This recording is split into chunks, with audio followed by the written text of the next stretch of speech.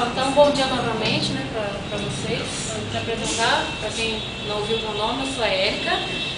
Eu sou consultora da Secretaria de Direitos Humanos pelo Programa das Nações Unidas para o Desenvolvimento, o PNUD. Né? Então, nós somos uma equipe de consultores lá que nesse momento estamos cuidando das escolas de conselhos.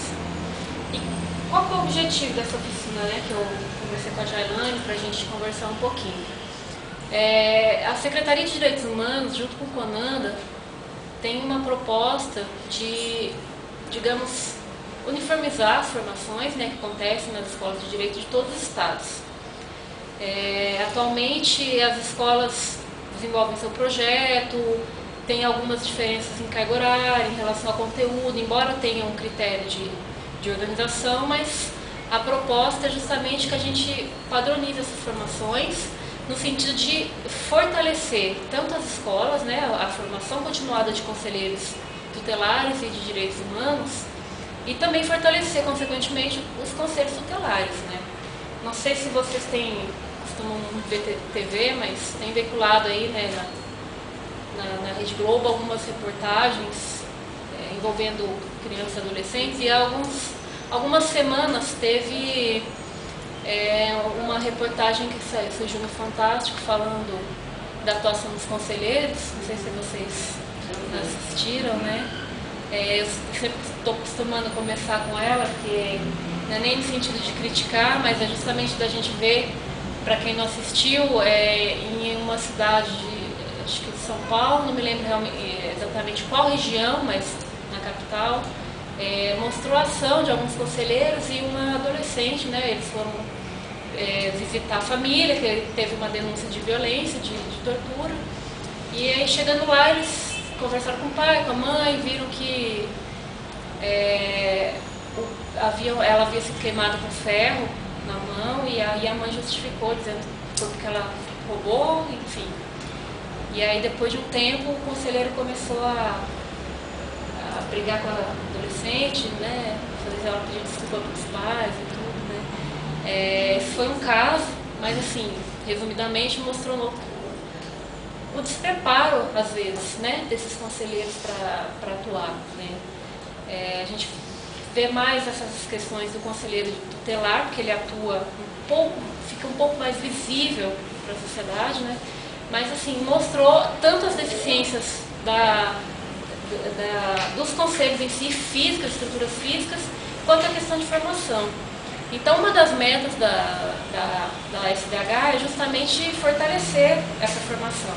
Né? E o que a gente está fazendo está visitando as escolas, porque a gente tem uma proposta agora, né, uma meta ousada, digamos assim, da SDH e do CONANDA, que é o Conselho Nacional, né, dos Direitos da Criança e do Adolescente, ele que é o principal, ele é o gestor do principal fundo que financia as formações.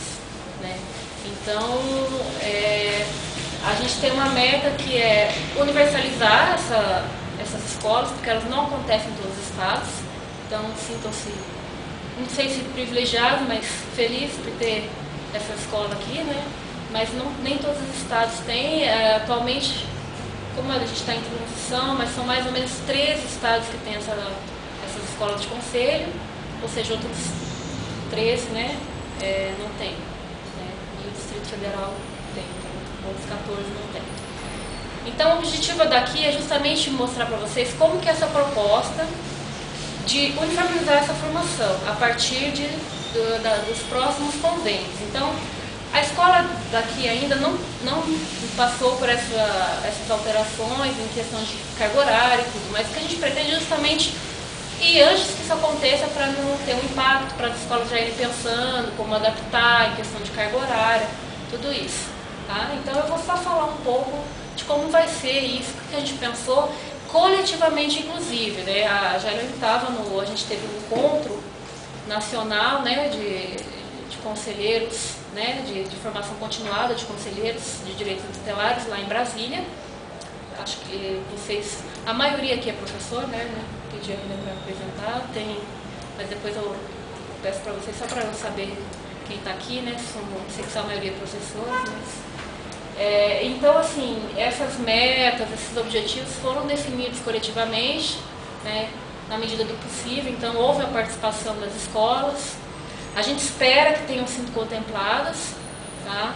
Embora a gente saiba que a diversidade, a diferença de pensamento ela ainda existe, mas a gente acredita que chegou a, mais ou menos a um consenso dessa formação, de como ela vai ser daqui a pouco, tá? Pessoal, então vou pedir para vocês se apresentarem rapidamente, dizer se é do grupo gestor, enfim, tá? Vamos começar. Meu nome é Elisa, eu sou a nova diretora de promoção, promoção e educação, né? Tem que decorar a ordem aqui da CEDES. E na verdade meu contato com a escola vai começar agora, né? Já tem pouco tempo que eu entrei. Eu também sou professora, mas assim, por fora. Eu dou aula já tem um tempo, estou fazendo pedagogia, tenho mais 2 formações. Bacana. O nosso cameraman aí. Ai, meu Deus. Você vai filmar cada um? Tem que aparecer pelo menos um pouquinho, né? Eu sou psicólogo e professor aqui da escola. Eu estou começando agora. Já trabalho no eixo da promoção há muitos anos, desde 86.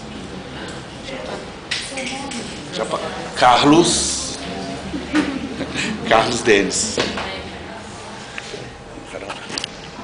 Problema não, viu, gente? A gente como é que chama agora? Mídia Ninja, né?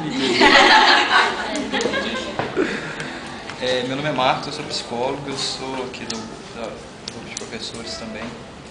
Tinha muita coisa, né? Sou psicólogo, professora, formador presente. Bom, meu nome é Jailane, a gente já se conhece, eu estou superintendente de promoção de políticas de direito e cidadania da Secretaria de Desenvolvimento Social. Faz parte do grupo executivo da escola. Grupo executivo da escola, né, que é a CEDES, e é dentro da diretoria, de uma das diretorias que eu coordeno, que está localizada a Escola de Conselhos, que é a diretoria da Elisa. Meu nome é Fabiana, minha formação é Direito, também formadora aqui da escola. Tenho experiência de lecionar em cursos Fundação João Pinheiro, CRISP, mais pontuais, assim, na temática de prevenção à criminalidade. Eu sou Rômulo, formação advogado, estou como formador presencial, também sou advogado do PPCAM e o formador mesmo é a experiência junto com os movimentos sociais. Meu nome é Andréia, sou pedagoga e formadora presencial da equipe. Eu sou Rosiane, também formadora da equipe e sou psicóloga. Meu nome é Patrícia, sou técnica da Escola de Conselhos e minha formação é psicologia. Felipe, já fui conselheiro tutelar, formação de psicólogo e agora estou como técnico na Escola de Conselhos. Meu nome é Josiane, eu sou pedagoga e orientadora pedagógica da Escola de Conselhos. Eu sou Célia, eu sou psicóloga e sou formadora não presencial da escola. Eu sou Águida, sou formada em serviço social, estou atuando como conselheira tutelar em Ribeirão das Neves e sou a secretária do Fórum Mineiro de Conselheiros. Eu sou do grupo gestor também. Eu sou Josivânia, sou pedagoga, dou aula no curso de pedagogia e estou como formadora não presencial da Escola de Conselhos. Eu sou Elizabeth, sou representante do Estado de Minas no Fórum, no Colegiado Nacional de Conselheiros Tutelares e também coordenadora do Fórum Mineiro de Conselheiros Tutelares. Fui conselheira por 4 mandatos aqui em Belo Horizonte. Isso também, né? Estamos aqui como grupo gestor da Escola de Conselhos. Certo. Bom, gente, eu vou só puxar a cadeira aqui. Se vocês não me viram, vocês falam que eu levanto novamente. Só para vocês acompanharem a informação. Tá todo mundo me vendo aí no fundo? Tá? Só para não ficar aqui na frente. Então, vamos lá. Você passa para primeiro. A primeira coisa foi publicada agora, no dia 26 de julho, a portaria que institui o Grupo Gestor Nacional das Escolas de Conselho. Isso também foi discutido lá no encontro, né? Então, a formação de um grupo gestor, embora a gente saiba que tem todos os núcleos, porque a união de todos os núcleos forma a Escola Nacional né, de conselheiros tutelares e conselheiros de direitos. Então, inclusive, na época, a gente elegeu coletivamente, né, os participantes do encontro. Bom dia. Os participantes do encontro e por região, né, a gente tem, além da Secretaria de Direitos Humanos, membros do CONANDA, a gente tem um representante e um suplente de cada região.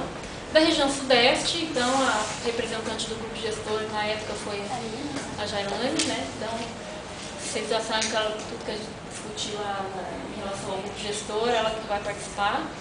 Né? E o suplente, na época, foi do estado de São Paulo, mas agora a gente ainda vai ver como que faz, porque a escola de São Paulo, nesse momento, ela não funciona. Né? É uma das coisas que a gente também pretende, que é a implantação, né? Isso é uma meta da Secretaria, né, do CONANDA, que é implantar um núcleo em cada estado. Tá? Então, a partir dela, reconhece essa criação da Escola Nacional, né, no sentido de fortalecer. Inclusive, é um dos objetivos estratégicos do Programa Nacional de Direitos Humanos, né, o PNDH3, que é o fortalecimento dos conselhos tutelares. Então, essa é uma das estratégias, que é a formação dos conselhos tutelares. Tá? Depois eu distribuo para vocês, tá? Essa foi publicada no Diário Oficial da União, e aí eu trouxe uma cópia para cada um aqui, para vocês irem a portaria direitinho, falando quem são os membros do grupo, o que compete ao grupo gestor, tá bom? Em relação à missão, né, dessa escola, que é promover a formação continuada de conselheiros tutelares e de direitos em todo o país, respeitando, claro, as especificidades regionais. Uma das coisas discutidas lá, né, no encontro, que foi até um motivo de um pouco de discordância, foi isso, assim, de ter um projeto único, mas como, né, num país de dimensões continentais. Então, assim, o objetivo dessa padronização da formação não é um engessamento do curso, mas sim de ter características comuns a todas as escolas, por exemplo, carga horária, meta de número de formados, né, tempo, enfim, outras coisas que a gente vai ver daqui a pouco. Então, não é engessar, né? Esses conteúdos, esse currículo, inclusive, que já está no site da Secretaria, esse currículo que foi elaborado, ele pode ser, digamos assim, mexido conforme a escola julgue necessário, né? Desde que ela trabalhe aquele conteúdo, mas a gente sabe que tem regiões que o caso de trabalho infantil precisa de muito mais tempo para ser tratado com conselheiros do que a exploração sexual. E em outros casos, a gente sabe que não. A gente, por exemplo, vê nas grandes capitais que a questão da exploração sexual ela é muito grande, então talvez precise de um tempo maior. Então isso é permitido, né? Essa modificação, essa alteração da grade horária, enfim, isso não é engessar, então, tá? É mesmo fortalecer, respeitando essas especificidades. E a meta da SDH e do CONANDA para a escola, que é universalizar, como eu já falei para vocês, essa política em todas as unidades da Federação até 2014. É um trabalho grande ainda a ser feito de mobilização, porque tem estados que ainda não têm uma parceria como vocês têm aqui com a universidade, ou seja, com organizações não governamentais. Então é que em todo o país tenha um núcleo, né? Em cada estado tenha um núcleo que faça essa formação para todos os municípios, consequentemente para os conselheiros tutelares e de direitos, né? Formando a cada ciclo, agora que está, 50% dos conselheiros tutelares e de direito, né? Sendo a principal referência para a formação de conselheiros. Não só formar, mas a escola de conselheiros ela tem que ser a formação, a referência dessa formação. Porque a gente sabe que tem aí um monte de formação, um monte de cursos, né, relacionados ao sistema de garantia de direitos de crianças e adolescentes. Mas a escola ela tem que ser referencial, ela tem que ser a principal formadora disso, né, desses cursos. Agora, uma das coisas que gerou um pouco de discussão, e na verdade, com razão, é que talvez aqui, eu não sei, Juliana, o número que você disse, a meta de conselheiros para ser 3.400 só, né? Não é muito não, só 3.400 para serem formados. Mas 50% de conselheiros tutelares e de direitos. E a gente vai ver, para quem talvez para quem está um pouco mais aí nessa área de formação de conselheiros, que o quão difícil é obter essa meta para os conselheiros de direitos. Porque a gente sabe que em muitos municípios não existem conselho municipal dos direitos da criança e adolescente, sobretudo nas regiões mais, né, mais assim, no interior, cidades menores, né, e se existe, não há uma participação efetiva, porque o conselheiro de direito, ele ao mesmo tempo trabalha na saúde, ele foi ali, está ali só porque precisa ter 50% de parte do governo, e aqueles que são eleitos através da sociedade civil trabalham em organizações, têm outras atribuições, então é muito difícil de trazer esse conselheiro de direito. Mas a meta está posta justamente para ter esse desafio, para que a gente pense soluções de como trazer esses conselheiros de direitos. Né? Se você sabe me dizer, já tem aí o número, tem uns conselheiros de direitos aqui para participar da formação? Eu não sei te passar um número exato, mas tem bastante. Porque uma das grandes dificuldades nos outros estados é isso, é trazer esses conselheiros. E às vezes eles vêm... Foi pensado paritário, então desses 3.400, metade tutelares e metade direitos. Foi pensado paritário, mas isso até agora é o primeiro estado que eu ouvi falar. Porque na maioria realmente é muito difícil trazer esses conselheiros. Diversos problemas, né? Inclusive isso, a falta de mobilização mesmo, né? Então, mas a meta está posta justamente para que a gente pense em soluções de como trazer esses conselheiros para cá. Não há nenhuma forma de obrigar a participação, não, né? Não tem não é uma, digamos, uma participação compulsória, né? Não tem como, primeiro porque precisaria de ter uma legislação, uma normatização, digamos assim, né?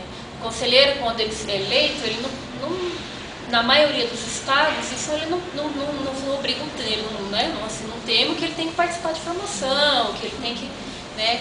Ao mesmo tempo, se digamos que isso aconteça, né? Será que esse cara vai estar, né, motivado, né? O cara que vem obrigado, né? Quer dizer, a gente sabe, né? Vocês aqui vão começar ainda a formação, mas já vou, para quem não participou ainda disso, né? Tem as conselheiras ali no fundo, é um pessoal difícil, viu? Conselheiro é um pessoal difícil. E os tutelares, né? Porque os tutelares estão no exercício de uma função. Mesmo eles. Porque é o seguinte, a maioria, pelo que a gente sabe, eles têm interesse em participar. Mas eles não têm, às vezes, meios de vir participar. Porque a formação, o recurso que a Secretaria, que o CONANDA disponibiliza, é um recurso escasso pelo número de conselheiros a serem formados. Então, ele precisa, às vezes, de apoio, aliás, precisa sempre de apoio da prefeitura para vir para cá, no caso, né, daqueles que vão vir para cá. Porque tem estados que o conselheiro ele tem que se deslocar, né? Mesmo assim, é uma região um pouco, como o estado é grande, ele tem que se deslocar um bom tempo. Então eles fazem formações de que ele fica uma semana, vai para o polo, né? Às vezes nem é a capital, mas ele vai para o polo, estuda, fica lá, faz um módulo, digamos assim, e volta. Mas e aí? E hotel, e transporte, às vezes no projeto isso não está previsto, né? Porque a prefeitura ela tem que não só disponibilizar recursos para o conselheiro trabalhar, recursos físicos, né? Espaço, pagar luz, etc. Mas ela tem que sim participar disso. Entre ter e fazer, né? Então acaba ficando uma dificuldade aí. Então tem sim essa dificuldade. E a obrigação, a gente, né, ainda não existe uma normatização, não existe uma resolução que ele, né, teve até cidades que até gerou polêmica de conselheiro para ser eleito, ele, na verdade é um concurso público, né? Mas aí o que acontece? Tira toda a lógica que é ser eleito justamente pela participação que ele tem em relação à comunidade, né? Como é que o cara vai fazer um concurso? É um concurso, né? É uma eleição, enfim, né? Então, assim, não tem como que ele assine um termo para participar. E isso é a mobilização. Só a mobilização vai fazer com que ele sinta a necessidade de participar dessas formações, tá? Então não há uma obrigatoriedade de participar. A partir de 2014 já, ao menos 50%. Até mesmo porque a gente sabe que Não tem como todos os conselheiros, seja o municipal de direito, sair do conselho, deixar lá, fechar as portas e vir participar da formação. Por isso que a gente trabalha com uma meta de 50% também, né? E aí, trata-se de uma formação continuada. Então, assim, tem o primeiro grupo que participa, depois vem os outros, e aqueles que participaram da formação básica, a gente tem um projeto, tem o desejo que depois ele volte, que tenha uma formação avançada, digamos assim, né? Porque vocês vão ver que são, como está ali, em relação às orientações metodológicas, a modalidade é híbrido, né, com carga horária prevista, presencial, com carga horária prevista para atividades à distância.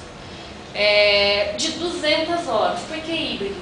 Porque, obrigatoriamente, a partir dos novos convênios, o curso vai ser de uma duração de 200 horas.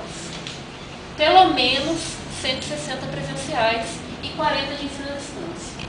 Que aí depois eu queria saber um pouco da opinião de vocês, vocês vão ver como pode ser utilizado essas 40 horas de ensino à distância. Né? Lembrando disso, né? O edital do programa do ISDH tem um edital aberto, agora não está mais, acho que até dia 14 da manhã. Aqueles estados que não têm escolas de conselho podem apresentar um projeto, né? Seja uma parceria com a universidade, seja com uma organização não governamental, mas ele tem que buscar uma parceria, pelo menos, com a universidade. Ela não pode ser necessariamente gestora, mas tem que ter uma parceria, desde que seja pelo menos um grupo gestor, enfim. Então, de 200 horas, né, e 40 dias na distância. Esse edital que está aberto já é nesses novos moldes. Então, quem já está apresentando esse projeto, já está apresentando dessa maneira. Com carga horária mínima, com número de horas presenciais, pelo menos, né? Esse formato de curso é um formato de curso de extensão, que o nosso desejo é que, posteriormente, isso se transforme num curso de extensão, principalmente porque está ligado à universidade. Então, é muito mais fácil que o conselheiro saia com um certificado de um curso de extensão. Porém, isso ainda é um desejo porque vocês sabem que, como eu acabei de falar, não tem um pré-requisito, a não ser uma participação, né, na área da infância e da adolescência por conselheiro. Então, não tem uma formação mínima. Então, nós temos conselheiros que têm ensino fundamental, temos conselheiros que têm ensino médio, temos superior, enfim, né, fundamental completo. É um grupo heterogêneo. Então, para quem ainda não sabe muito bem, a gente já vai falando um pouco desse perfil, né, para quem não trabalhou ainda com formação de conselheiro. Então, nesse ponto também, na formação, a formação ela deve ser pautada no diálogo, na educação popular, justamente porque a gente pretende utilizar esse conhecimento do conselheiro. Muitos já vêm com conhecimento na área, aliás, eles devem vir com conhecimento na área. Para eles terem sido eleitos, eles têm que ter uma participação, né, na área da infância e da adolescência. Só que essa participação, às vezes, é ali na igreja, às vezes é o cara que vende cachorro-quente ali na escola, que, né, é eleito. Então, esse é um grupo heterogêneo. Né? Então, a gente deseja que se transforme num curso de extensão, mas ainda é uma coisa a se pensar justamente por conta dessa formação heterogênea deles. Né? E a frequência mínima de 75% para obtenção do certificado de conclusão. Muitas escolas trabalham com formações modulares, então o conselheiro ele completa um módulo, ele recebe o certificado. Agora não, ele tem que, para ele receber o certificado, é 75%. É o mínimo. Para qualquer curso, você tem que ter uma frequência de 70% a 75%. Né? Até mesmo para que isso vale a pena para ele, porque se ele mais falta do que participa, a formação não vai ter muito, né, muito sentido, exatamente. Né? Então, agora, isso já são orientações para a próxima formação. Tá? Tamanho da turma, até 40 alunos por turma. Embora a gente saiba dessa dificuldade, porque aí acaba onerando um pouco mais o projeto, a gente pensa que para que ser uma formação que tenha participação, que você tenha trabalho em grupo, que tenha discussão de casa, não dá para ser uma formação que tenha 100 alunos ao mesmo tempo. não vai ser uma formação produtiva. Então, foi pensado esse tamanho máximo aí de 40 alunos por turno. Tá? Em relação ao kit pedagógico, a gente tem pensado já para as formações a confecção desse kit pedagógico. Seria um caderno de estudos, um referencial bibliográfico e um material em formato PDF. Ainda não está pronto, mas a gente gostaria muito que essas novas escolas que já apresentaram esse projeto nesse novo formato já recebessem esse material, que vai ser uma distribuição para professores e alunos, né, da Secretaria e do Conanda. Então, esse caderno de estudos em formato de livro, contendo texto, exercícios e orientações para as aulas. As escolas que não quiserem ou não tiverem tempo de preparar o seu material, ela pode utilizar, será um material didático, né? O que não significa que ela não possa ter o seu material, mas seria mesmo um material didático que ela receberia. E esse caderno de estudos em formato de livro, a gente tem pensado em chamar pessoas de renome, que já tenham muitas publicações na área da infância e da adolescência, fazer um texto que seja compatível com essa formação, com esse público, né? Então seria um texto base, ali no final seja uma discussão de caso, seriam sugestões de atividades para facilitar para o professor, né? E para a escola que não tenha tempo, ou que mesmo que não queira utilizar e confeccionar um material, ela já vai ter esse material, tá? Então seria um caderno de estudos, um referencial bibliográfico com leis e marcos, né? Reguladores, tudo da produção intelectual relacionada a direitos humanos, né? E defesa de direitos humanos de crianças e adolescentes. Então viria lá um referencial bibliográfico também, né? Porque 200 horas não dá para ele ler tudo, né? Ele seja minimamente o estatuto, a Constituição, enfim, mas ele vai ter uma gama de outros textos para ele estudar também. E um material em formato PDF, que seria, seja um CD que seria distribuído. A Secretaria, ela tem muito material publicado lá nessa área. Então, o que a gente gostaria era de pegar todo esse material, né, e deixar em CD para que o aluno, assim que receber o kit, ele receba também esse material nas diversas áreas lá da SDH, né? SINASE, CT, SINASE, convivência familiar e comunitária, ou seja, né, o plano familiar de convivência comunitária, tudo material que o conselheiro tem que minimamente ter ouvido falar, pelo menos, né? Porque em tantas horas não dá para ele ter um estudo aprofundado disso, mas ele tem que, pelo menos, ter ouvido falar de algumas coisas, tá? Esse seria o chamado kit pedagógico também que a gente tem trabalhado. Só enquanto... Ele já está sendo produzido? Olha, ele está sendo produzido, mas ainda no sentido, a gente está ainda verificando os possíveis autores, que já tem, né, essas publicações que na verdade eles adaptariam. A gente chamaria pessoas que já têm, seja militância e também publicações na área, e aí para confeccionar esse texto, já assim, com as orientações, pedindo para que eles sugiram ao final questões para debate, estudos de caso, tá? Mas ainda não está pronto, né? Ainda não está pronto, tá? Deixa eu só, enquanto eu vou falando, vou pedir para vocês assinarem uma folha de... Tá? Em relação ao segmento, vocês colocam se é professor, se é grupo gestor, tá? Então esse seria o chamado kit pedagógico. E aqui são só sugestões, né, do caderno de estudos, links, né? Então, mais ou menos, o que teria esse caderno de estudos, né? Eu não consegui, pelo número, né, número grande de participantes, eu queria ter feito a impressão, mas está no site da SDH, depois eu vou mostrar para vocês, o material completo dessas orientações metodológicas.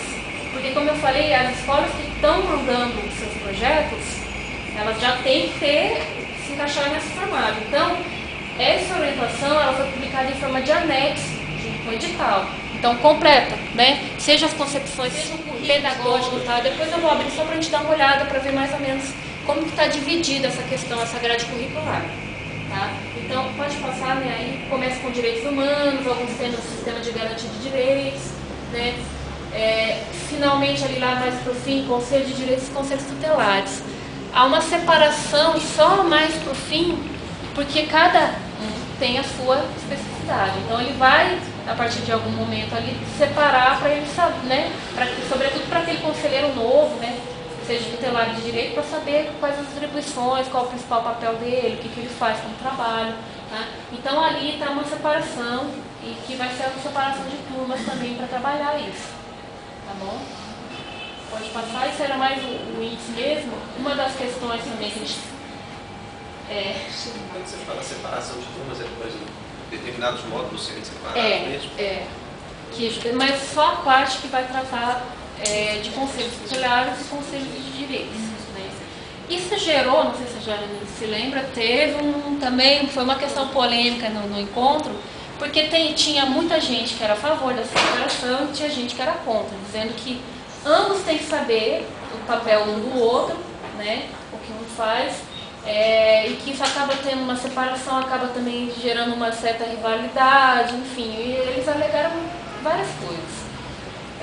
O que o entendimento da SDH é que essa separação ela só vai se dar normalmente de tratar especificamente das atribuições, de coisas bem específicas de cada um. Porque acaba que, embora cada um tenha sim que saber, eles vão fazer a formação praticamente toda juntos. Só que vai chegar um momento que vai ter que discutir um pouco mais especificamente o que é um plano, como elaborar um plano, o controle desse plano municipal na área de direitos da criança e do adolescente, e que isso acaba ficando um pouco para o conselheiro tutelar e vice-versa, né, quando for falar uma coisa muito específica. Mas acabou ainda assim, não foi uma coisa 100%, digamos assim, não foi unânime essa decisão, né, acabou, né, mas acabamos por optar, né, lá conversando de fazer essa separação. Mas são só, na verdade, um módulo que vai ser para tratar de conselho tutelar, essas atribuições, enfim, e conselho de direito. Apenas um de 5 eixos, na verdade. Tá? Não vai ter uma separação de cursos, assim, né? Até mesmo porque, se você for pensar, o professor ele acaba tendo ele vai saber um pouco mais de conselho municipal, um pouco mais de conselho de direito, dependendo da sua formação, da sua atuação, etc. Né? Então, isso também pode facilitar um pouco para o professor, né? E também para não cair nisso, de ficar um pouco fora da área do conselheiro tutelar ou do conselheiro de direito. Né? Em relação a esse também, né, a questão do TCC, eu venho conversando, eu já fiz essa apresentação lá no Distrito Federal, na escola do DF, né, e em Goiânia. Vou fazer também no Sul, Paraná e Santa Catarina. Mas até onde eu vi, não sei, né, depois vocês vão me dizer o que vocês acham dessa questão do trabalho, do TCC. Né. A proposta é uma diretriz também, tá, proposta pelo CONANDO e pela SDH, que ao final do curso, os participantes elaborem um trabalho de conclusão de curso. Que seria, né, verificar, ele vai ter um pouco dessa questão teórica, mas que ele alia a sua prática. Então não é nada assim, nada muito... Não é uma monografia de 30 páginas, de 40, de 5, não é isso. Mas é mostrar o que ele, a partir dessa formação dele, o que de fato aprendeu. Né? Só que desde que ele vai pegar isso e aliar a um trabalho, a uma vivência sua. Então, a título de exemplo, por exemplo, o conselheiro tutelar faria um estudo de caso. Alguma coisa que aconteceu mesmo lá no conselho dele, trabalharia isso, né, na forma de TCC. E o conselheiro municipal, por exemplo, ele faria a proposta de um plano para o seu município, um controle, enfim. Né? Então, isso, a título de sugestão, claro, mas né, que ele alie essa formação que ele vai ver teórica com a sua prática também. Né? Então, essa é uma proposta que ele trabalha nisso. Embora a gente saiba que, por exemplo, não vai ser fácil para o professor corrigir 3.400 trabalhos de conclusão de curso, a escola do Rio Grande do... Não me lembro, na verdade, uma escola do Nordeste já apresentou a proposta e sugeriu, por exemplo, a contratação de orientadores, previu lá horas-aula para essa correção. Foi um exemplo, uma solução que eles encontraram, porque, claro, para o professor dar a formação, orientar o TCC, né, e depois corrigir e tudo, realmente vai ficar uma coisa um pouco complicada. Então, assim, houve escola que não concorda com essa questão do formato do TCC, dos moldes acadêmicos, etc. Eles sugeriram um vídeo ao final, que seria um trabalho de conclusão, enfim, alguma coisa um pouco mais prática, né? Então, eles não concordaram muito. A princípio, permanece a questão do TCC, né? O TCC continua, né? Mas depois vocês podem até me dizer o que vocês acham em relação a isso, né? Outros dizem que pela própria experiência com conselhos e tudo, isso acaba ficando um pouco longe da realidade do conselheiro. Falando mesmo pela questão da formação de muitos, pela questão de, né, que isso talvez não seja muito interessante para o conselheiro tutelar municipal, uma coisa um pouco acadêmica, e aí sugerindo um trabalho final, mas uma outra coisa, um diagnóstico da sua realidade local, enfim, né. Mas o entendimento nosso é que isso é um TCC, isso é um trabalho de conclusão de curso, né. Então, só mudou o tema, né. A gente deu um exemplo, né. E aí, assim, não tem como também não aliar o que ele viu na formação, que ele não conseguir, isso significa que a gente tem que repensar a nossa formação também, né.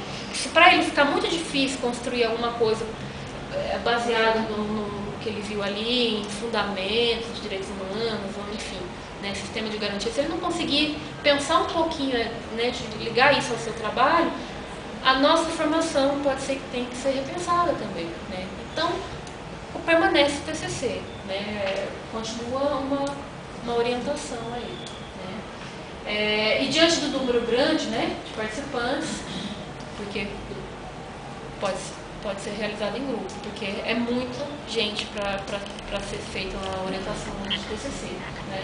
E aí, como eu falei, estudo de caso para conselheiro tutelar, ou a elaboração de uma política pública, né, um diagnóstico, plano de controle e monitoramento para o conselheiro municipal. Então, que ele alia a realidade dele, não vai ser nada, uma coisa abstrata, né, vai ser uma realidade dele que ele vai juntar isso com e fazer um TCC, tá? Essa é a questão do TCC. Em relação à avaliação, né, eu acredito que aqui já é um ponto pacífico, é necessária uma avaliação, mas a gente não pensa uma avaliação naquele sentido de controlar, e não precisa ser necessariamente sempre uma avaliação escrita, enfim. Há várias formas, vocês professores sabem mais do que eu, que dou aula já há um bom tempo, que existem várias formas de avaliar o aluno. Então a gente propõe essa avaliação que ela seja contínua, que isso não aconteça só ao final do curso. Porque se há algum problema, se há alguma dificuldade na formação, ela precisa ser verificada durante e não ao final, que ele já deu tchau e a gente fez uma avaliação e viu que ele não entendeu o que ele viu, né? Então a proposta é que essa avaliação, né, verifique o desempenho, né, mesmo, verifique o que ele está aprendendo, né, se ele está se apropriando, mas para detectar, analisar e retomar também a defasagem na aprendizagem. Esse é o principal objetivo da avaliação. Então a gente propõe que ela seja feita de várias formas, como provavelmente você já deve fazer, e seja constante, né? Pode ir. Também a avaliação do curso e do corpo docente, né? Avaliar o curso é muito importante, né? E aí eu digo, não apenas pelos alunos, os professores também, grupo gestor, né? Fazer a avaliação desse curso, de como foi, né, e do corpo docente, por parte, seja dos alunos, né, seja da própria grupo gestor, enfim, se eles acompanharem essa formação, né, mas que também não seja uma via de mão única, né. Professores também avaliem o curso, né, não apenas chegue para os alunos ao final do curso e deem aquela avaliação, o que ele achou da infraestrutura, o que ele achou da alimentação sofrida, né? Como se deu essa avaliação. Não apenas porque depois o grupo executivo ele faz essa devolutiva para a própria secretaria, dentro lá do programa, mas para que a gente faça essa mensuração de como está essa avaliação de fato, para repensar se há alguma defasagem, né? Uma das coisas é justamente porque, pelo caráter inovador, tem TCC, eu não sei se vocês têm uma proposta de TCC ao final, mas assim, algumas escolas não têm, são 200 horas, né? E aí a gente vai falar um pouco depois, isso vai interessar um pouco mais a parte, ou seja, do grupo gestor ou do grupo executivo, em relação a, né, vai aumentar a carga horária, vamos pensar também como é que vai fazer isso em relação à questão financeira, né? Mas então, para que a gente avalie pelo esse caráter inovador do curso mesmo, dessas mudanças aí para acontecer. E é claro que a primeira experiência, a gente vai provavelmente ter coisas a corrigir aí nessa formação, né? Mas a gente sugere a criação de instrumentais de sondagem mesmo, aquelas famosas avaliaçõezinhas, né? Para ficar mais fácil de mensurar essa formação, né? E aí, como critérios, conteúdo, infraestrutura, domínio do conteúdo do professor. Não tem um modelo fixo, mas a gente sugere que isso seja feito em forma de instrumental, também para facilitar depois, para ver como que foi essa formação, né? Pode passar. E aí tem um modelo bem simples, né, de duração do curso, em relação ao material, a relevância do conteúdo, material de apoio. Isso é um modelo, tá? Não precisa ser necessariamente assim, mas aí em relação ao curso, pode ter um instrumental em relação à avaliação do professor, ou, né, ou no geral, no critério geral mesmo, né? Tá? E aí, a infraestrutura enquanto aos professores, né? Coisas mais comuns aí. É importante a gente saber disso, como eu falei para vocês, pode ser que tenha regiões que tenham dificuldades muito grandes em relação ao deslocamento. Por mais que seja ali num polo próximo a ela, como eu falei, ele não tem, às vezes não tem carro do Conselho Tutelar, vocês sabem disso, tem lugares ainda que não tem carros. Eles não têm como pagar alimentação, porque às vezes o curso não prevê alimentação, não prevê hospedagem. Então essas avaliações é para a gente repensar e procurar soluções para isso. A gente, eu digo, tanto da escola, né, quanto da SDH, porque teve escolas que já julgaram que essa questão de separar em polos fica inviável por conta da hospedagem, alimentação. Eu falei, mas, né, agora mesmo com a per capita que vai ser por aluno, olha, chega em cidades que a gente tem até dificuldade de ter uma nota fiscal, por exemplo, né, porque aí precisa para prestação de contas. Chega lá, não tem como, eles não têm como se fornecer uma nota fiscal, e de fato isso acontece. A gente vai para cidades muito pequenas que às vezes, né, não tem nem como comprovar essa formação, chega lá, não tem um recibo, uma nota fiscal eletrônica, né? Então é para a gente repensar nisso, né? Sobretudo Minas, que tem muitos municípios, né? Então a gente vai ver como que vai se dar essa formação aí nos polos. Aqui em BH e próximo, né, não vai ser tão difícil, mas na hora que vocês estiverem aqui e até os interiorzões aí da vida, de repente tem alguma coisa que a gente não pensou, que ficaria mais fácil, né? Então esse é o objetivo também de avaliar a infraestrutura, tá?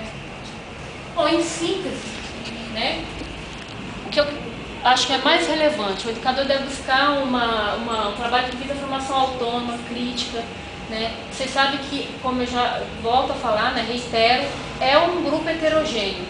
Pensar que vai ser uma formação como alguns de vocês podem ter na universidade, muitas vezes pode não dar certo para o conselheiro, porque vocês vão começar a falar, ele vai querer lembrar de um caso, ele vai querer comentar com você um caso que já aconteceu, ou uma dificuldade que ele tem lá na escola. Então, essa formação, ela tem que ser pautada no diálogo, estudos de caso, uma coisa prática que alie esse conteúdo, né, esse conteúdo visto no curso, com a experiência do professor, né. Voltando a falar da meta, pelo menos 50% dos conselheiros tutelares de direitos até 2014. Fico muito feliz que aqui essa meta de conselheiros de direitos esteja próxima de ser atingida, porque de fato essa participação dos conselheiros de direito, tanto é que tem um conselheiro de direito aqui, ou ex-conselheiro de direito. Que bom. Acaba sendo muito difícil, como eu falei, por essas questões. O conselheiro tutelar, bem ou mal, ele vive isso 24 horas por dia, ele só faz isso pensemos assim. Agora a gente sabe que em algumas cidades isso ainda não acontece, mas o conselheiro municipal não. O conselheiro municipal ele tem outras atribuições, e a dificuldade é a mobilização e fazer com que ele continue no curso, né? Que ele não perca o foco, que ele não desista, que ele não renuncie, que ele não desapareça, enfim, né? Então essa meta para a gente é ousada, mas a meta ela tem que ser colocada, tem que ser posta justamente para a gente correr atrás, né? Se a gente continuasse como estava, não seria uma meta. Essa questão do kit, eu volto a falar, ele não está pronto, mas a ideia é chamar. Eu não me arrisco a dizer nome de autores porque a gente ainda não fez o convite oficial, mas a gente espera que sejam pessoas renome, com notório saber nessa área, com publicações que adaptem esses conteúdos, né, e que depois também a gente junto com as escolas também pense em exercícios, são norteadores, não é uma obrigação da escola utilizar apenas ou este livro, mas a gente espera muito que isso seja utilizado pela escola, que seja um bom material que a escola queira utilizar também, claro. A frequência mínima de 75% nas aulas em todo o curso para obtenção. Isso é importante também para que o aluno ele fique ciente no início do curso, né, para que depois ele não tenha nenhum problema. A avaliação, que deve se dar de maneira contínua, né, não precisa ser aquela avaliação que a gente sabe que é aquela avaliação tradicional, não necessariamente aquela, a gente pode utilizar diversas outras avaliações, inclusive a autoavaliação, né? Eu acho que isso é fundamental, porque se vocês pensarem numa maneira de avaliar, por exemplo, uma pergunta básica, se ele já ouviu falar do CIPIA, ou CIPIA, como alguns falam, né? CIPIA ou CIPIA, alguns lugares falam CIPIA. No começo do curso, por exemplo, que o professor pergunte, vocês conhecem, né, conselheiros municipais, tutelares? E ao final, e aí, né? Vocês conhecem, vocês começaram a utilizar? Então, assim, são essas perguntas que às vezes podem ser feitas inicialmente e ao final vocês já vão conseguir detectar várias coisas, né? Várias coisas para ver se realmente foi útil, né?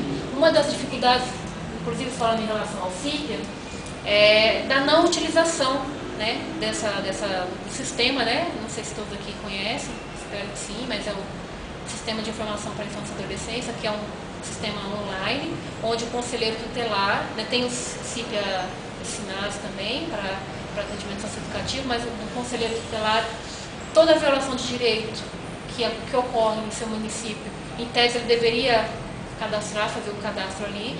Para quê? Só para ter bonitinho? Claro que não, mas isso constitui uma base de dados nacional para que o Estado saiba que tipo de violação acontece e em que região, né? E como pensar políticas públicas para isso. Então, a grande dificuldade é a não utilização desse sistema por a maior parte dos municípios ou estados inteiros, que quase não utilizam, por diversos motivos. Então, já vamos elencando alguns. O conselheiro não tem domínio da informática, ele não sabe. Aí a gente tem que pensar também que na hora que vai dar a formação do CIPIA, ele tem que saber usar o computador. Ele não tem computador, ele tem computador, mas não tem internet, ou ele não tem não sabe usar, não tem computador, não tem interesse também. Acho que não sabe por que serve aquele sistema, né? Então são desafios que eu estou lançando para vocês já irem pensando também na hora da formação, né? Cada um provavelmente vai dar um determinado conteúdo, mas isso não significa que vai ser isolado. Então, para já ir pensando em reuniões e tudo, né, como superar esses desafios. Aqui, por exemplo, eu vi que tem um maravilhoso laboratório, então, pelo menos vocês não vão ter essa dificuldade. Pelo menos aqui o conselheiro ele vai conseguir entrar, ele vai conseguir ver o sistema, ele vai entender que isso constitui um cadastro para a base de dados nacional dessas violações, para se pensar em políticas públicas, enfim. E aí o desafio depois é ele voltar e começar a usar isso lá no seu município. Em relação a isso, essa infraestrutura, embora não seja aqui o meu papel falar um pouco, mas em alguns estados está sendo distribuído, aliás. Alguém já ouviu falar, sabe o que está? Já. Também ouvi alguns municípios, né, que recebeu. O kit é o quê? É a doação de um carro, né, um veículo para o Conselho Tutelar, para cada conselho, né, no caso de municípios que tem vários, seria um para cada conselho mesmo. É um Palio, quente, né, não está mal, dá para trabalhar bem. E um bebedouro, 5 computadores, uma impressora. Né? Uma geladeira. Não, geladeira, pelo menos não que eu saiba. Não, Tem geladeira? Então, se vocês estão vendo, é melhor não, deve saber mais. Pelos municípios sede de Copa, alguns receberam Não, geladeira. então, se um recebeu, com certeza para todos. No primeiro momento, a maioria está recebendo os carros. Mas é claro que não há recurso suficiente para fazer isso de uma vez. Mas não tem como a gente pensar também, como eu falei, a deficiência ela não está só na formação, na falta de preparo, ela está também na infraestrutura. Né? A gente vê casos de conselhos que não tem uma sede, ou que tem, algumas reportagens mostraram, são condições precárias, chove, alaga, não tem segurança, enfim, não tem. Então esse é o mínimo, que o conselheiro receba esses kits. Né? E a aqui em Minas, assim, a gente já foi distribuído aqui mais de 100 kits fora da capital, né? Que a capital é diferente, é para onde vai acontecer os jogos da Copa. Mas aqui acho que mais de 100 já foram distribuídos. Mas são 853 municípios, né? Então, você vê, no Acre, 23, até a associação ganhou, porque lá tem 22 municípios, né? Então já foi. Alagoas, sendo contemplado também. Mas em Minas Gerais é bem mais difícil. E o próprio Estado também fornece, né, os computadores e os carros para os municípios, atendendo aos índices do IDH municipal, outros critérios. O próprio Estado ele fornece, mas esse o problema. Às vezes isso não acontece, ou não acontece de maneira rápida. A gente sabe. Isso tem que ser complementar mesmo. Tem que ser complementar. Mas a gente sabe que tem estados que não tem nada disso que eu falei para vocês, não tem mesmo. Né? Há um tempo eu dei uma formação, há alguns anos já, e eu fui visitar o interior de São Paulo, né? Também é um estado, a região sudeste é um dos mais, digamos assim, mais ricos. Né? E não tinha sede mesmo, eles ficavam num cubículo, que era esse daqui. Aí a gente ia explicar o CIB, não tinha computador. Aí tinha que arranjar um computador emprestado para mostrar para eles, claro, né, essa dificuldade, a gente sabe que ele não vai usar depois, porque aquele computador não é dele, enfim. Né? Mas isso é no sentido de também fortalecer, para que a ação dele, ela precisa ser, para que ele faça o trabalho, ele tem que ter isso, ele tem que ter um carro, ele tem que ter, quando a família, a criança vai ser atendida, ela tem que ter condições de ser atendida. Né? Então isso é juntando, né? Além desse fortalecimento da formação, da própria infraestrutura do Conselho. A meta, claro, é que 100% dos municípios recebam esses chamados kits. Mas, como a colega ali mesmo falou, Minas Gerais, por exemplo, só recebeu 100. Né? Alguns estados ainda também nem sei se começaram a receber. Então vai um tempinho ainda para isso acontecer. Tá? Mas essa complementação tem que ser feita com a Secretaria de Desenvolvimento Social da cidade, com a Prefeitura, né, que deve também ajudar nessa, não só na infraestrutura, mas na mobilização. Né. O Conselho Estadual também tem que ajudar na mobilização para a participação desses alunos. Tá? E, finalizando aí, voltando à apresentação, entrega de certificado aos que cumprirem, né, os requisitos, que é 75% de frequência, né, as avaliações que provavelmente vão ser propostas pela escola, enfim, e a entrega do trabalho de conclusão. Tá? Basicamente, era isso que eu queria apresentar para vocês em relação ao novo formato, né, que vocês já devem ter visto que mudou algumas coisas, mas outras vocês já trabalharam. Né? Até mesmo porque isso que foi pensado aqui, houve um diálogo com as escolas, né? Com as escolas, com a Secretaria de Direitos Humanos, com as áreas de lá.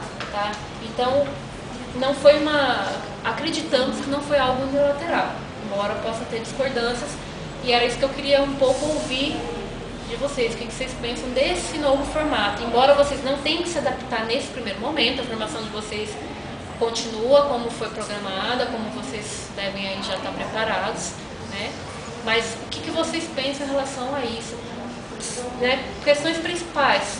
Carga horária, que vai ter aumentado. A frequência, não sei se tinha uma exigência aqui mínima, mas talvez tenha.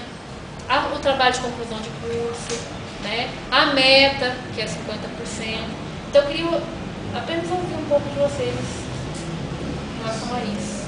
Em relação a esse modo que a gente vai dar agora, o Estado ele vai custear a participação dos conselheiros ou não? Sim, vai, sim. O transporte via município, mas a estadia e a alimentação é por meio do governo. Isso facilita a participação. Se não houver a ajuda do Estado, é como eu falei, né, não tem como ele se deslocar. Se ele tiver que vir para próximo ou para o polo, se ele não tiver um carro disponível, o conselheiro, muito dificilmente ele vai conseguir. Ele pode até começar a formação, mas como é que ele não vai conseguir bancar o seu curso? Obrigada, viu? Ele não vai conseguir bancar, né? Mas, né, gostaria de ouvir um pouco do grupo gestor também, claro, né, e dos professores em relação a essa meta de aumento do número de horas, por exemplo. Com relação à carga horária, e devido a todas as dificuldades que você está colocando sobre o custo, né, operacional na formação, por que não pensar em 160 horas à distância e 40 horas presenciais? Olha, e tem a experiência, parece, da Fiocruz, né? Como que é avaliada a experiência dela? Então, eu não sei exatamente, eu sei que houve uma dificuldade de renovar com a Fiocruz, por exemplo. Né? Nós acreditamos que a formação à distância, eu pelo menos, né? Posso dizer pela secretaria, eu acho ela válida. Mas eu acho que num primeiro momento, que um conselheiro pode não ter uma formação básica, a gente sabe que ele deveria ter uma experiência, mas às vezes a experiência não é o suficiente, né? E o conhecimento que ele tem não é o suficiente. A gente acredita que a formação presencial, ela pode contemplar muito mais esse aprendizado, até mesmo pela questão de que ele vai estar aqui, o professor vai poder auxiliá-lo. Às vezes ele não sabe utilizar dessa formação à distância. Como eu falei para vocês, tem muitos conselheiros que podem não ter computador, inclusive em suas casas, em internet. Como fazer essa formação à distância, entendeu? Em 160 horas ainda, né? É porque eu pensei que seria uma forma de incentivá-los a ter o computador, a ir para o CIPIA, e a ajuda poderia vir nesse sentido. Mas eu acho que o incentivo ele vai mais primeiro pela conscientização, né? Ele precisa estar conscientizado de que essa formação é importante para ele. E eu acredito que às vezes possa não acontecer no primeiro momento uma formação, em sua maior parte, à distância. Né? E eu acredito também que muitos não vão conseguir fazer essa formação, que digamos, um pouco mais autônoma do que uma formação presencial.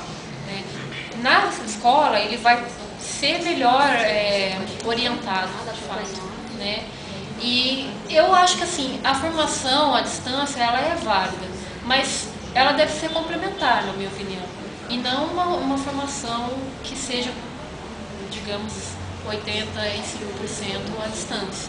Né? Então, nesse primeiro momento, eu acredito que a formação presencial, em sua maior parte, ela vai ser muito mais produtiva para o conselheiro. Vocês verão, quem não deu formação para conselheiro ainda, verá isso, que eu até brinquei, falei ali, né, que os conselheiros são pessoas difíceis, pouco difíceis, né, mas é justamente por essa questão heterogênea. Às vezes, ele precisa um pouco desse incentivo em relação à formação. Né, ele acha que a atuação dele, simplesmente, é o suficiente. E claro que ela é muito válida, mas a gente sabe que é preciso aliar teoria e prática, né, para ser um bom profissional. Tendo a concordar um pouquinho com o Carlos, eu acho que a gente subestima. Pessoal, deixa eu só ouvir aqui a gente pode atrapalhar um pouquinho, desculpa, já estou interrompendo, fazer um ciclo para a gente capacidade de aula e uma gestão da nossa eficácia. Utilizar pouco a formação à distância, eu acho que isso está melhorando, mas eu acho que é uma tendência, sabe? Eu não sei qual que seria a proporção, se deveria mexer nisso ou não, assim, mas eu tenho apostado muito nessa possibilidade de se aproveitar mais. Eu achei 40 horas em 160, 200, realmente pouco. Assim, não sei se deveria ser o inverso, 160 também. talvez demais, e eu acho que também as coisas têm que ser aos poucos, justamente porque a gente não tem essa cultura, mas eu acho que, de alguma forma, eu senti um pouco subestimado as possibilidades de trabalhar com educação à distância. Eu não sei, fica um pouco como sugestão. Não, eu entendo a sugestão de vocês, assim. Como eu disse, eu particularmente sou a favor, assim, inclusive, né, uma das minhas formações de pedagogia foi né, já era formada em letras, fiz a complementação, né, mas assim, eu acho que, você já foi professora da escola de conselhos? Não, né? Eu falo isso não é para subestimar, né, mas eu gostaria inclusive, né, que as conselheiras que estão aqui, conselheiros, me ajudassem nisso. Mas a gente sabe que é um grupo heterogêneo, então assim, eu digo que eles não têm ainda, muitos não têm essa cultura que às vezes nós da academia temos. Mas essa cultura vai ser adquirida praticando. Mas se a gente não pensar em investir, eu concordo com você, como mas meta, eu né? vejo que isso no primeiro momento teria muita chance de falhar, eu digo na maioria do curso C. Acho que teria mais resistência com a formação que a gente precisa. Eu concordo com você, mas eu digo isso, nós que já temos essa cultura de que eu preciso estudar, aquilo é importante para mim, eu vou lá e vou pegar. Mas às vezes o conselheiro ele não tem tempo, a gente sabe que às vezes ele trabalha em forma de plantão, isso acaba também, às vezes, desmotivando, fazendo com que ele não consiga mesmo. Não é que ele não goste de estudar, que ele seja preguiçoso, não é isso. Mas ele tende muito mais a não conseguir isso do que ele está vivendo aqui nesse primeiro momento, porque a gente sabe que essa formação é uma formação inicial, este curso é uma formação básica, né? A gente pretende que seja depois, né, que seja a formação continuada e, consequentemente, que ele tenha outros níveis. Eu ainda acho que isso é um efeito da cultura de pouca utilização. Eu não sei, eu tive uma experiência de educação à distância, de extensão e de graduação. Eu acho que para o conselheiro, como é um curso de extensão, a educação à distância não é tão positiva, porque ele não tem ainda uma bagagem para um curso à distância. Porque quando é graduação à distância, o acadêmico ele tem um compromisso com aquela graduação, ele precisa daquele certificado para trabalhar. Eu falo porque eu já acompanhei curso de extensão. O número de evasão do curso de extensão e de graduação você não tem evasão, praticamente, é mínima. Se tiver, é por questão financeira, não por questão de atividade. Já a extensão, eu falo com professores, eu trabalhava com professores pela Unimor. Como é muito grande o volume de atividade, eles vão cansando e não chega ao final. Então, eu acho assim, que realmente, para um curso de extensão ou presencial, nesse momento, eu acho mais positivo. Eu concordo e, de repente, nós sejamos agora, danados. posteriormente, quem sabe, né? Mas eu ainda acredito nisso. E acredito também, como eu falei, talvez ele não tenha esse conhecimento, ele não sabe utilizar dessa formação. Então, ele tem uma formação inicial semi-presencial, digamos, híbrida, ele vai ser ensinado de como ele trabalhar essa formação à distância. Porque tem muitas, e eu falo isso, talvez vocês não tenham ainda noção dessa heterogeneidade que eu estou dizendo, para quem não deu aula. Mas eles têm nível, às vezes, ensino fundamental e completo. Eles não têm esse hábito de buscar isso. E aí a gente vai ajudá-los a fazer isso, entendeu? E em alguns casos, eu acho que o presencial, ele é útil porque pela discussão de casa, que pode ser um pouco mais densa, pela própria experiência, pela ajuda do educador em salas, né? Isso vai auxiliar a participação popular, porque isso não pode ser esquecido. Esse curso tem que ser pensado nessa forma. É porque, professora, quando se fala em ensino à distância, a gente estava conversando ali, tem toda uma dinâmica disso. Por exemplo, se você vai usar o ambiente virtual, ele tem que estar preparado para que o aluno entenda aquele processo. Aí significa um pouco mais de conhecimento, mexer no currículo, porque ali se vai ter cargas horárias à distância, vai ter que ter alguma coisa, alguma matéria, alguma disciplina que introduz o aluno a isso, a usar essa ferramenta. Aí eu digo que a coisa pode até estender para mais de 40 horas, mas contanto que ele saiba. Porque é preciso garantir que todos os participantes saibam utilizar o computador, porque a gente não tem como pensar hoje, eu não consigo pensar uma formação à distância que não utilize o computador. computador. A primeira disciplina de um curso à distância é estudar o EAD. Você fica 2, 3 meses estudando o que é educação à distância. Né? E com debates, mesas redondas. Eu falo que eu trabalho numa faculdade semipresencial e a nossa primeira disciplina é trabalhar o que é educação à distância. A gente fica com uma carga horária só com essa disciplina, até o aluno entender esse compromisso com a educação à distância. Né? Então, tem que ter uma formação anterior para isso. Talvez nós estejamos errados, ou de repente aqui, mas a experiência de Minas pode ser diferente, mas ainda acredito que não. Ainda acredito que é preciso, como você falou, preparar o aluno para isso. Ele não consegue, assim, eu acho que a Agda pode me ajudar nisso.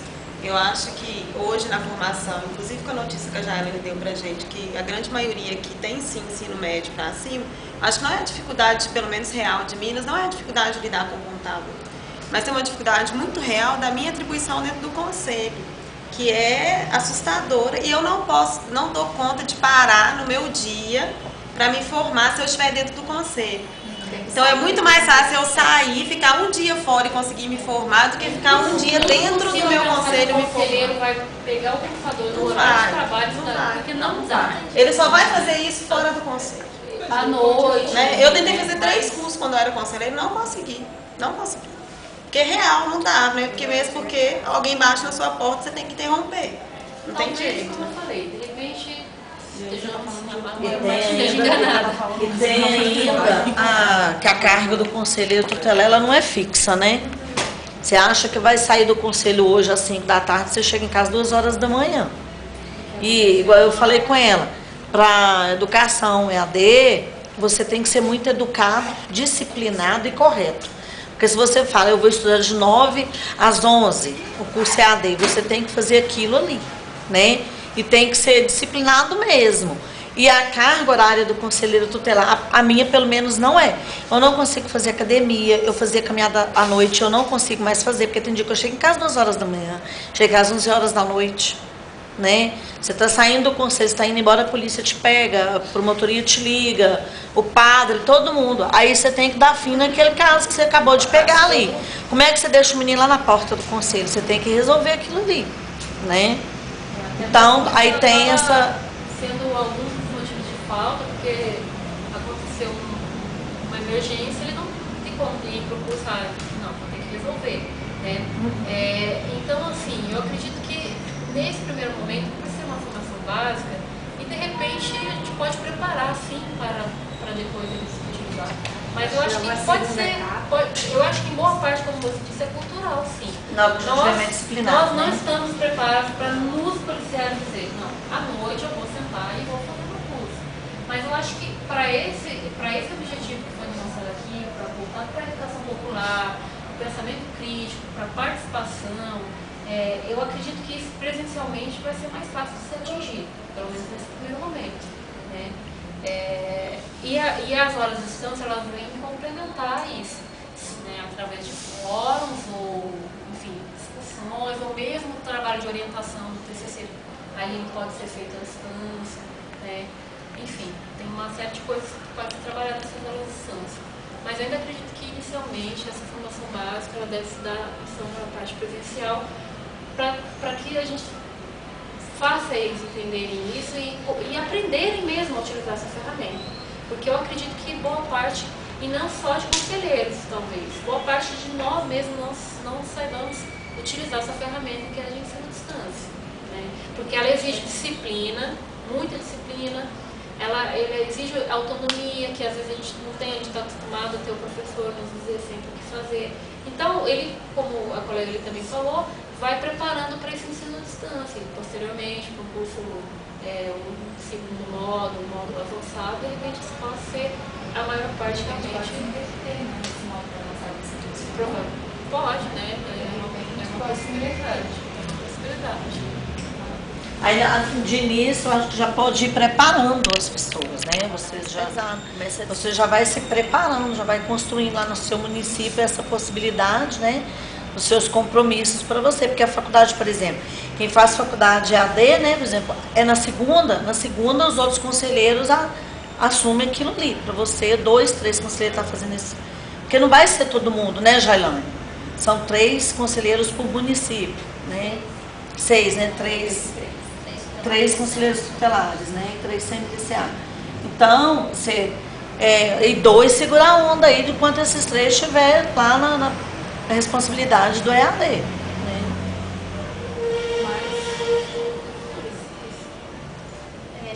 Eu não sei se é a realidade de algum outro estado, eu queria mesmo trazer, porque essa é a situação de Minas. A gente está agora executando esse formato de capacitação com as 40 horas, delas 16 à distância, então a gente está usando a distância justamente para complementar a carga presencial e já para fazer o trabalho de conclusão de curso. Então a gente está usando essas 16 horas mais ou menos pensando nesses 2 produtos.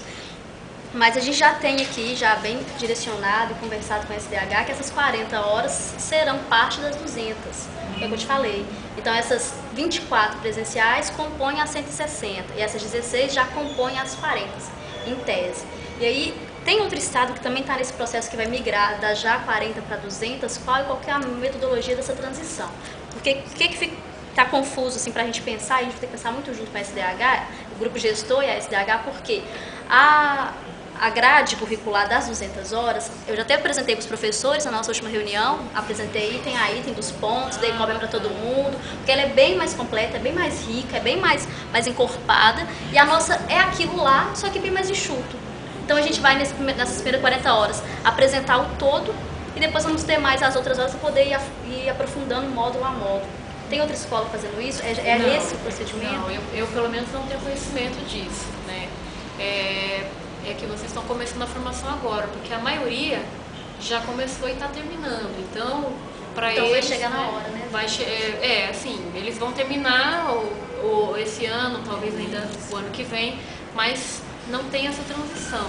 Mas a gente pode pensar como vai ser feito isso, porque eu realmente não tinha conhecimento de que, né, haveria essa migração. Outros estados, eles terminam a capacitação no modelo antigo e depois reiniciam uma nova capacitação no modelo de 200 horas? Porque assim, a formação ela é contínua, Não, então, sim. né, vão Mas ter não novos... houve ligação entre os dois. Não houve, né, então acho que pelo menos é o caso que eu estou tendo conhecimento agora, né, mas eu acho que assim, é válido, a gente vai pensar numa solução para isso, porque quanto antes vocês se adaptarem, né, melhor do que... E acho que é possível sim fazer isso. E um outro ponto que é pra gente, grupo gestor, pensar, que somos 3 de 5, então estamos na maioria do grupo gestor, porque essas 200 horas, elas não seriam dadas todas de uma vez por todas. Elas seriam ao longo de um ano, por isso continuado, né? Então eu faço o primeiro módulo no primeiro trimestre, no segundo trimestre eu trabalho o segundo, e eu vou formando o conselheiro ao longo do ano, ao longo daquela temática que eu tenho que trabalhar. No nosso caso, a gente tem tempo corrido, tem um outro prazo, um outro formato, vamos dar tudo de uma vez. Então, vamos chegar lá para o conselheiro, vamos sentá-los e dar 24 horas para eles. Não é isso a proposta da nova matriz, né? Como que está desenhada essa proposta? Então, em relação à distribuição dessa carga horária, a gente não fixou. Cada escola desenha como ela vai fazer. Porque o que acontece é justamente isso mesmo. É um número grande de horas. Então, o que eles fazem?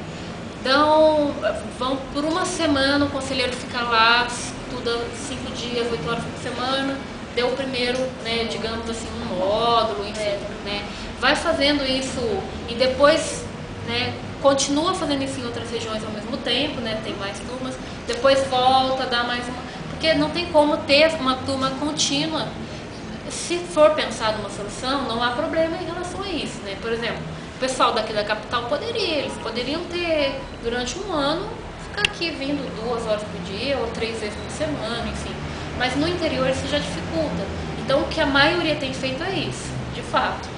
Uma semana ou, sei lá, 2, dão um determinado conteúdo, né, e voltam daqui um tempo, enfim, né. Mas isso não ficou fixado, né. A gente pode até ajudar nessa questão, mas se houver uma proposta pensando nessa formação aqui de 200 horas, enfim, isso que foi pensado aqui, proposto, não há problema de como se organizar em relação a isso. Algumas escolas, por exemplo, como eu falei, Goiânia não trabalha assim, ainda está no modelo antigo, mas todos vão para Goiânia, todos os conselheiros vão para a capital. E aí eles conseguiram uma parceria, então eles assim, têm uma ajuda, digamos assim, de hospedagem, de alimentação, né?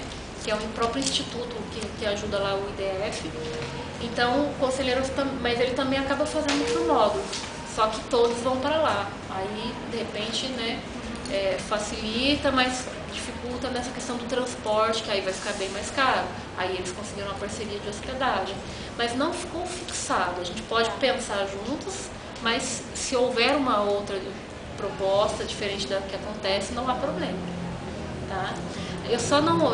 isso eu acho que interessa mais para a questão da própria escola, mas em relação a valores. Né? O que acontecia antes, uma das coisas também, é que como cada escola pensava uma carga horária, um conteúdo mais ou menos parecido, mas não era uma coisa única, havia discrepância em relação a valores também. Né? Até mesmo porque tem escolas que dão uma formação menor, outras dão uma formação de mais horas. Hoje foi pensado um valor per capita, ou seja, um valor por aluno de R$ 800. Né? Eu acredito que isso facilite um pouco, porque tem escolas, Minas mesmo, eu acredito que se pegar por aluno e dividir, não dá isso não, eu posso estar enganada, mas não dá. Então a gente tentou, na medida do possível, R$ 800, se você for pensar por uma formação, não é muito, né? Não é um valor altíssimo, mas nesse primeiro momento acredito que vai dar uma ajudada para alguns estados aí, né? Então agora há esse valor por aluno. Né? Então o valor do convênio vai ser fixado em relação ao número de meta, na verdade em relação à meta, que é pelo menos 50%, a gente espera que eles mandem a proposta já atendendo a isso. Vocês, por exemplo, já mandaram com essa meta. Né? Tem escolas que já tinham um número menor de conselheiros já. Tá.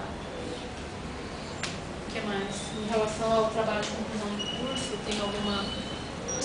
Estados que têm a formação para um número X de conselheiros, aí não vai dar para abarcar todos, né? Para formar todos os conselheiros, por exemplo. Vamos supor, Minas Gerais, 853 municípios. Aí qual que é a resposta que tem sido dada assim para aqueles que não vão ser formados, mas que vão estar questionando, vão estar cobrando? Por exemplo, da gente, que é técnico, vai estar nessa posição de explicar isso para o conselheiro que não vai ser Primeiro que a formado. gente explica justamente isso, assim. Tem a questão financeira, mas esquecendo um pouco disso, não tem como formar todos ao mesmo tempo, alguém precisa estar lá no conselho, né? E aí, qual é o critério de escolha? A gente pelo menos não fixou, né? Pode ser aqueles que iniciaram? Pode, mas não tem necessariamente, né? Até mesmo porque, só porque ele está saindo, provavelmente esse conselheiro que está saindo, ele pode ser reeleito ou ele vai, na maioria das vezes, continuar trabalhando na área da infância e da adolescência. Então essa formação para ele vai ser de grande valor para a vida toda. Né? Mas o que a gente pensa primeiro é isso, não dá para formar todos ao mesmo tempo, né? Por isso até que a gente trabalha com a meta de 50%. E essa proposta, como a gente falou, a gente espera, a gente torce muito para que não acabe essa escola. Então, terminou uma turma, ao mesmo tempo que pode começar um módulo avançado para a mesma, pode começar um módulo básico para esses novos. Então, o curso em si, o convênio dura mais ou menos 8 meses, né, se não me engano, mas o curso em si é de 1 ano. Então, fala para ele, olha, o ano que vem, mais tardar 1 ano e meio, você vai estar participando também, se você tiver interesse. Né? Então, é isso. E também, eu não sei se isso acontece, se é a realidade de muitos conselhos, todos querem participar, não sei se isso acontece. Não, no município, só um que fala que já sabe que não precisa não. No geral, eles são rápidos. Isso é bom, porque vira e mexe tem alguém que fala que está cansado de participar de formação, que não sei o quê, né? Na capital talvez sim, porque já tem um processo de formação, mas no interior... Isso é muito comum, a gente vê, por exemplo, esses estados da capital desdenha a formação porque já está cansado, porque está cheio de diploma, porque já sabe que já viu, mas no interior... No interior também, isso muito esses diversos municípios, né? Quando se fala essa questão de formação, alguém direto ou indiretamente fala, mas eu já vi isso, eu já participei de formações, eu já fui conselheiro, eu já conheço, mandato tal, isso tem. Isso de conselhos tutelares e dos direitos. Aqui não estou falando só dos tutelares, não. Os dois segmentos também, às vezes, tem um pouco...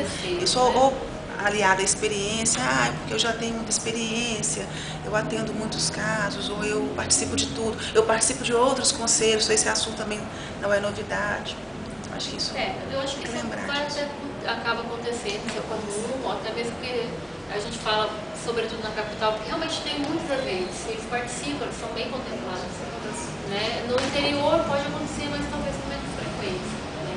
Agora, eu sempre acredito que vai ter ali um, dois, pelo menos, que não vai querer, pelo menos naquele momento, tô saindo. Então, assim, mas caso aconteça, a gente justifica dessa forma. Né?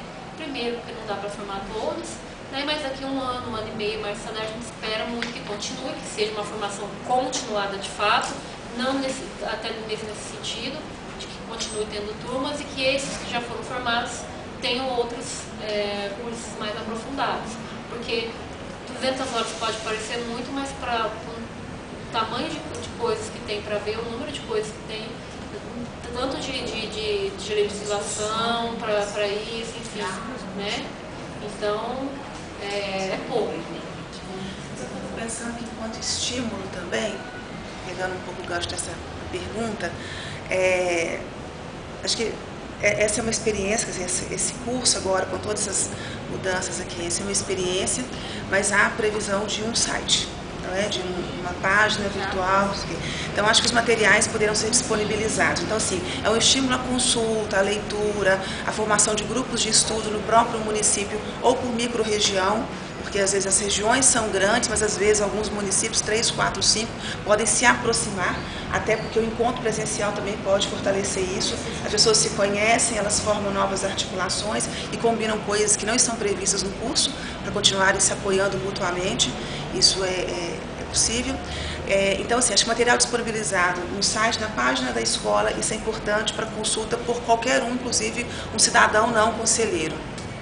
Podemos pensar, aí eu não sei se a quantidade de material impresso no futuro nos permitirá, é que o kit pedagógico haja, além do material que o conselheiro vai receber, e que acaba sendo dele, porque o conselho se aposta do material, isso é muito comum, mas que o conselho receba também um kit que pertença ao conselho para consulta pelos outros, um material que vai pertencer ao conselho, pode ser alguma coisa para pensar. Aí o conteúdo vai se multiplicando na prática, as reuniões, porque os conselhos fazem suas plenárias, têm suas comissões dentro dos direitos, os tutelares também têm suas formas de organização, de gestão de encontro, de estudos de casos e outros. Então esse conhecimento será disseminado, a informação, pelo menos ela será disseminada e pode ser, não responde tudo, mas minimiza um pouquinho, estimula que as pessoas tenham contato com o conteúdo. Em relação a essa questão que você falou do material, eu sempre falei assim, defendi essa ideia de se ter uma biblioteca, né, que seja uma biblioteca do conselho tutelar, né, do conselho dos direitos, né, biblioteca do conselheiro, porque na verdade essa ideia que a gente teve de pegar esse material todo, por exemplo, da Secretaria de Direitos Humanos, foi justamente para a gente ver que tem muito material produzido, mas não só pela Secretaria não, em relação à área da infância e adolescência, pegando um pouco mais, assim, muito vasto. Muitas universidades estão produzindo ao mesmo tempo, né? As próprias escolas que mantêm a formação, elas produzem o material, e esse material acaba ficando disperso. Não existe um registro de tudo que foi publicado. Se a gente pensar hoje, não tem. Então, a gente tem um monte de publicação que fala da área da infância e adolescência, do conselheiro municipal, diagnósticos, testes, enfim. E acaba que isso, né, não fica... Pode falar. Na verdade, é mais uma curiosidade. Eu sei que a gente tem um grande desafio, que é formar essa quantidade de conselheiros. Mas a gente sabe também que tem outros atores nesse sistema de garantia. Existe a possibilidade da escola pensar em pequenos cursos com cargas horárias mais curtas para esses outros atores? Ou foge do âmbito da escola, que seria só de conselho? Principalmente para promotor de justiça. Todos eles, principalmente, obrigatoriamente. E o conselheiro acaba se sentindo isolado, né? Mas promotor só vai ficar chamado pela BNP.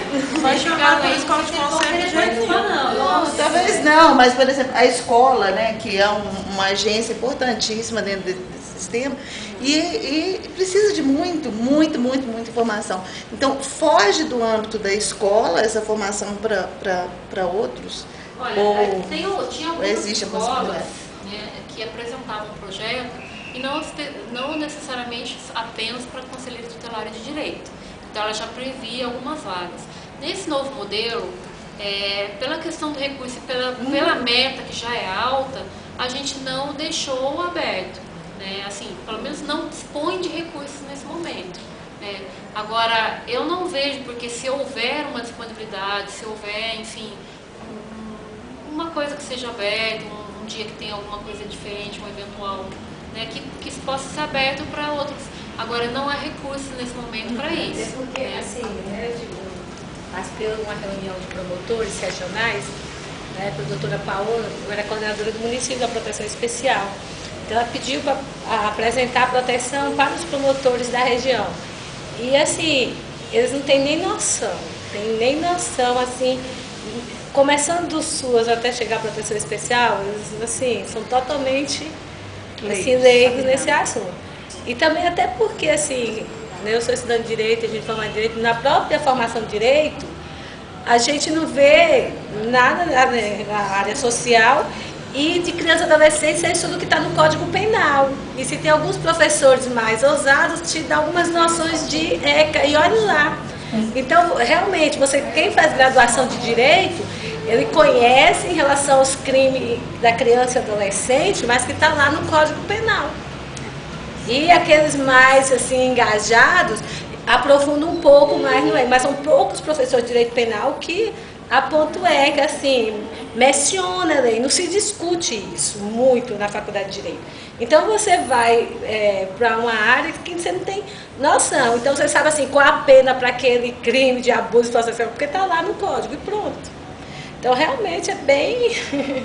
é uma formação bem... Né?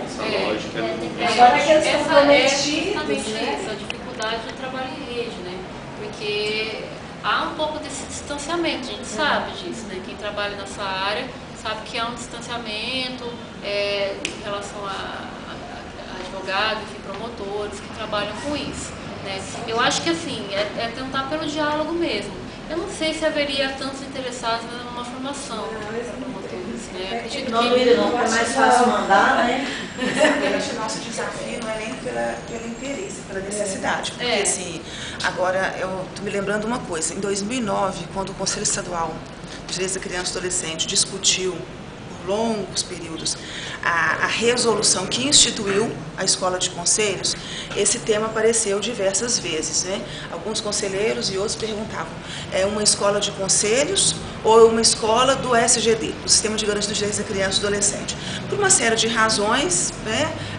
Inclusive financeiras, também de pensar no contexto, aí a opção assim, não, é escola de conselhos, é o investimento nos conselhos dos direitos e tutelares, sempre os dois juntos e tal, e a resolução saiu assim, esse é o nosso desafio desde então, com ações anteriores que aconteceram e essa que está por acontecer agora, que é esse projeto, né, específico, desse convênio específico. Mas eu tenho assim, a impressão que esse assunto ele é muito relevante e no grupo gestor nós discutimos isso, que para nós devemos discutir, assim, na verdade temos que trabalhar para criar, um programa no âmbito do Estado de Minas Gerais, um programa de fortalecimento dos conselhos ou um programa de fortalecimento do SGD, em que a escola de conselhos ela é uma ponta importante, mas ela não é a única, e que outras ações conjuntas têm que estar aí junto com a escola de conselhos. E aí entra a questão tanto de infraestrutura, por exemplo, os municípios, você mencionou agora há pouco, né, que é um grande problema, mas também de pensar as articulações possíveis dentro deste programa.